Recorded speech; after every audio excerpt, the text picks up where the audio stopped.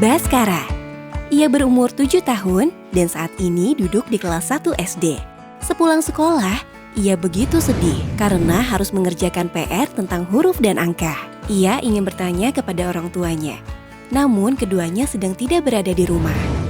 Merasa sedih karena tidak bisa mengerjakan PR huruf dan angka, Baskara akhirnya hanya bisa menangis. Baskara tidak sendiri. Ia dan banyak anak-anak usia dini lainnya memiliki kemampuan literasi dan numerasi lebih rendah dari tingkat kemampuan yang seharusnya dimiliki di usia mereka. Apa penyebabnya? Ada banyak faktor. Mulai dari kurang baiknya pola asuh di rumah, hingga kurangnya asupan gizi terhadap anak. Hal ini makin diperparah dengan terbatasnya akses terhadap PAUD yang berkualitas. Berdasarkan data Riset Kesehatan Dasar atau Riskesdas pada tahun 2018, yang dilakukan Balitbang Kesehatan Kementerian Kesehatan Republik Indonesia, skor rata-rata kemampuan literasi dan numerasi anak usia 36 hingga 59 bulan di Indonesia hanya mencapai angka 64,6.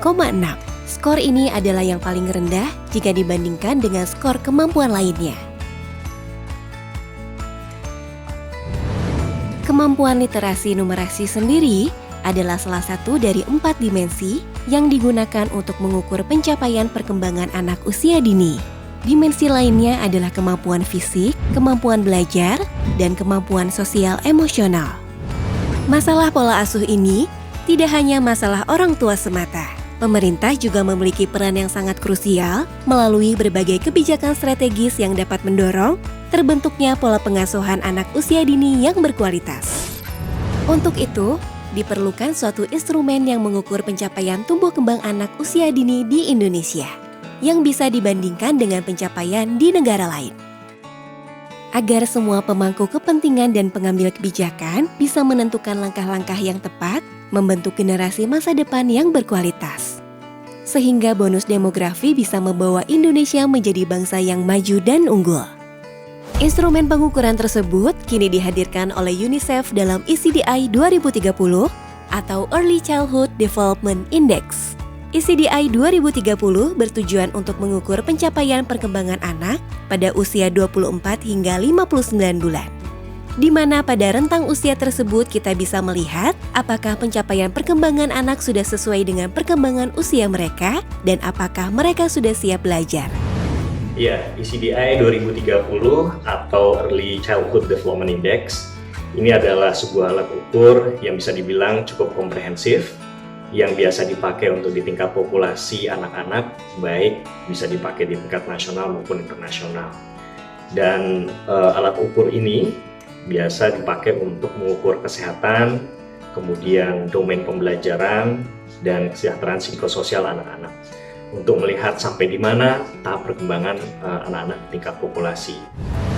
ECDI 2030 ini menjadi instrumen ukur yang sangat cepat secara waktu pengambilan datanya.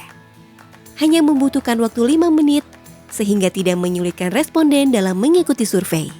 Orang tua akan diberikan 20 pertanyaan yang sudah tervalidasi terkait dengan situasi keseharian, kemampuan, dan pengetahuan yang sudah dimiliki anak. Dengan kata lain, melalui ECDI, orang tua diajak menjadi aktif untuk mengobservasi tumbuh kembang anaknya. ECDI lebih mudah untuk dipahami oleh masyarakat awam dan orang tua, maka diperlukan adanya kampanye dan sosialisasi yang efektif yang disesuaikan dengan konteks ke masyarakat, dapat mempengaruhi perilaku orang tua dan masyarakat gitu. Jadi tidak hanya sosialisasi pengetahuan tapi juga ada pengaruhnya pada perilaku. Terus dilanjutkan dengan peningkatan kapasitas orang tua gitu agar dapat melaksanakan perannya sesuai dengan apa yang diharapkan. ECDI 2030 sendiri adalah produk dari proses panjang yang dimulai UNICEF sejak 2015.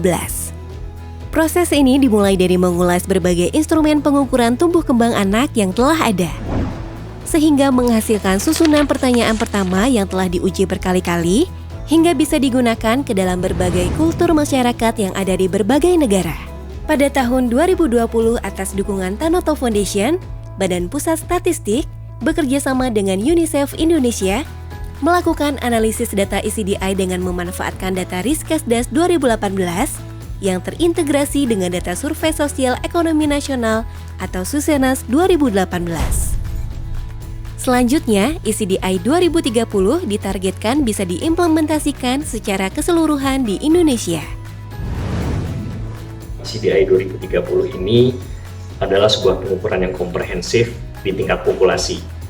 Ya, jadi kalau misalkan sensus atau kita menyebutnya di nasional ada yang namanya Susenas, jadi ini untuk Survei Sosial Ekonomi Nasional, biasanya mereka menargetkan lebih dari 300.000 keluarga.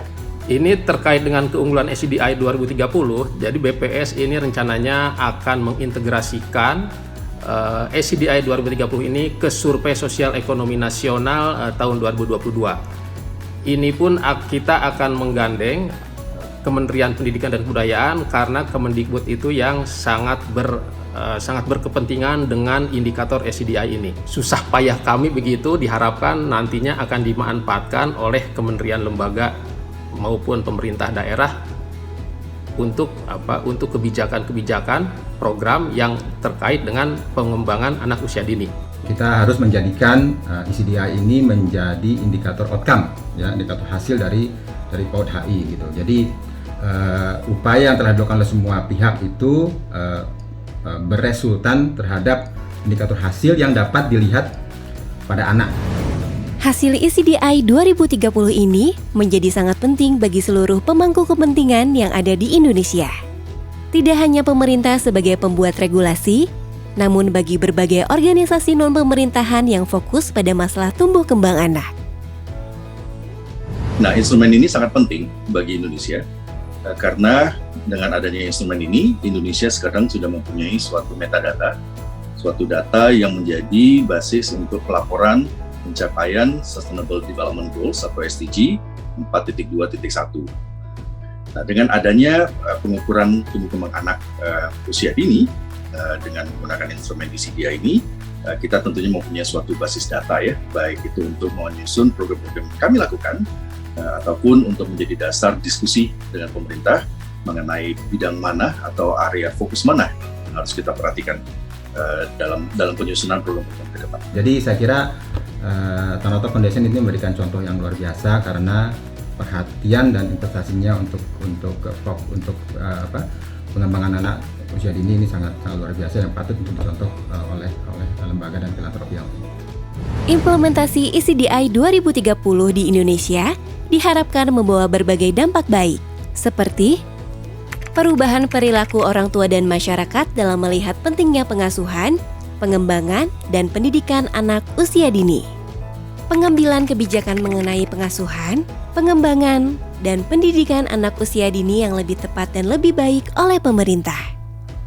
Investasi yang lebih efektif dalam meningkatkan akses dan kualitas pendidikan anak usia dini di Indonesia, serta mempromosikan diskusi yang lebih baik dengan berbagai lembaga mitra yang bergerak dalam peningkatan kualitas pendidikan anak usia dini. Pada akhirnya, manfaat implementasi ECDI 2030 ini tidak hanya diterima oleh pemerintah, namun juga untuk lembaga pendidikan hingga kepada orang tua. Dan tentunya, penerima manfaat terbesar adalah anak-anak yang akan menentukan masa depan Indonesia.